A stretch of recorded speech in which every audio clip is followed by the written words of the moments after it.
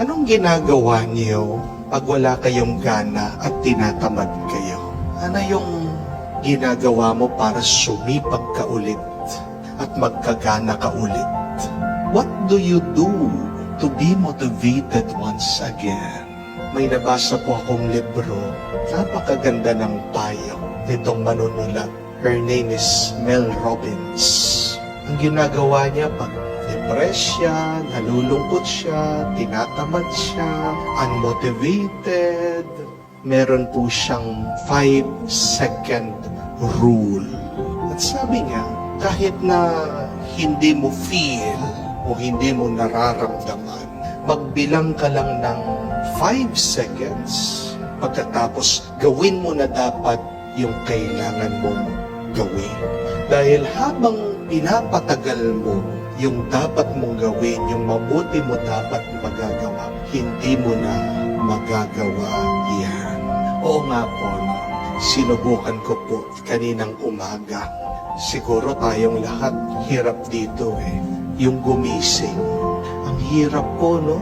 Kahit na alam mo meron kang trabaho, kahit na alam mo meron kang kailangan gawin sa bahay, kailangan mong asikasuhin yung mga bata, parang hinahatak tayo ng ating mga higaan. Di po ba? Pero sabi ni Mel Robbins, count 1 to 5. At pagkatapos dun sa 5, tumayo ka. Ginawa ko po. Pagka-alarm, nagbilang lang po ko, 5, 4, 3, 2, 1. Tayo. Wala na po akong magawa. Gising na yung diwa ko. Ayun, nakapag-exercise ako. Subukan niyo po. Kung tinatamad ka sa trabaho mo, iniisip mo yung traffic, iniisip mo yung katambak na trabaho na naghihintay sa desk mo. Pagdating mo sa office, count 5 to 1, 1 to 5, 5, 4, 3, 2, 1, trabaho. No excuses. Huwag ka na mag-isip, gawin mo na lang. Maganda din gawin yan. Pag tayo ay tinatamad din na magdasal o magsimba, huwag mo nang isipin. Magbilang ka lang ng 1 to 5. 5, 4, 3, 2, 1, pray. And you would start to do it. Napakaganda po ng kanyang advice, hindi po ba? Pero hindi na bago yan. Kasi tingnan niyo po ang ugali ng ating Panginoon. Noon pa, pag may nakita siyang dapat gawin, hindi na siya nagpapatumpik-tumpik pa. Hindi na siya naghihintay na ganyang ginagawa. May gutom, pinapakain. May taong may kasalanan, agad-agad, pinapatawad. Narinig natin sa Ebanghelyo na ang isang tao, ang tagal na natuyo, paralyzed, may sakit yung kamay, the man with the withered hand, kahit na pinagbabawal, araw daw ng pagpapahinga, Sabat, Jesus did not delay. He quickly healed the man. And I think that is also the invitation to all of us.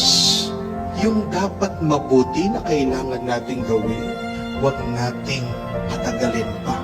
Gawin na natin agad-agad. Count 5, 4, 3, 2, 1. Gawin mo na agad. Huwag nating paparisan, susundan itong ginawa ng mga Pharisees. May dalawa silang masamang ugali. Ano po yun? Una, dinidelay nila. Naghihintay pa. Pinapatagal yung mabuti na dapat gawin. Sinasabi na, araw ng pagpapahinga, araw ng Panginoon, dapat walang gawin. Nangangailangan na ng tulong yung tao. Di po ba? At pangalawa, pinapatagal na nila yung mabuti na dapat gawin, ang bilis pa nila sa paggawa ng kasalanan.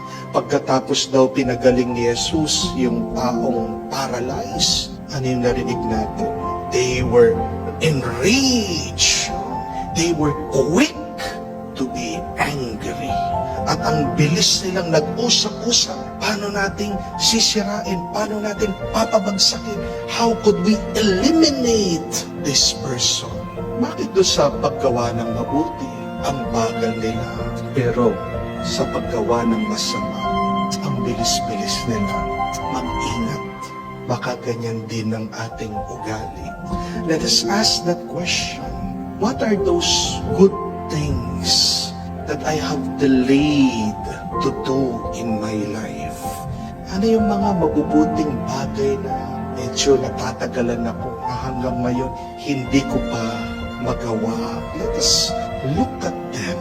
Kailangan nating bigyan ng pansin ang mga bagay na ito. Bakit sa mga masasama, ang bilis-bilis natin na makagawa?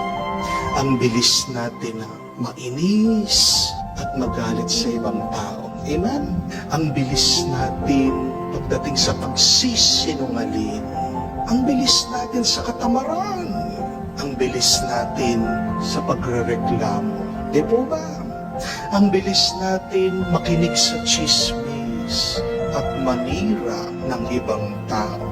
But how about those good things that we have delayed? How about forgiveness? Kailan mo papatawarin yung iyong asawa?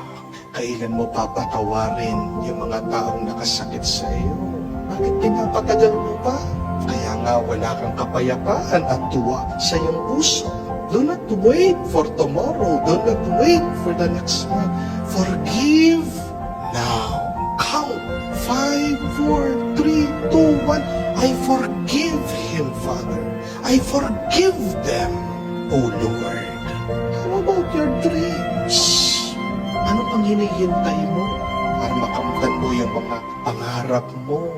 Ngayon na, mag-isip ka na ng paraan. Put it into action. How about generosity? Meron nangungutang sa'yo, alam mo naman, mapapautang mo siya. Meron naman humihingi sa'yo, alam mo, kahit ngilan-ngilan lang, no? Kahit nakakaunti lang, matutulungan mo. Pero bakit hindi mo matulungan yung taong yun? Kasi meron kang iniisip, diba? Huwag mo nang hintayin, agad-agad, tulungan mo kung makakatulong ka naman. How about gratitude? Thanksgiving. Dapat yan agad-agad, hindi na natin pinag-iisipan. Mabilis na dapat natin ginagawa. Kagising pa lang natin, dapat tayo ay nagpapasalamat na sa Diyos. Alam niyo po, ang problema na napakarami sa atin, hinihintay na maramdaman sa ating kalooban na ready na ako. But the question is, when will that time come na feel mo ready ka na, handa ka na? I tell you, that time will never come. Kahit na hindi mo dama, gawin mo yung mabuti. Bakit? Dahil pag gumagawa ka ng mabuti, doon mo mararamdaman ang kabutihan sa puso mo. Remember that, as you do good, you feel good.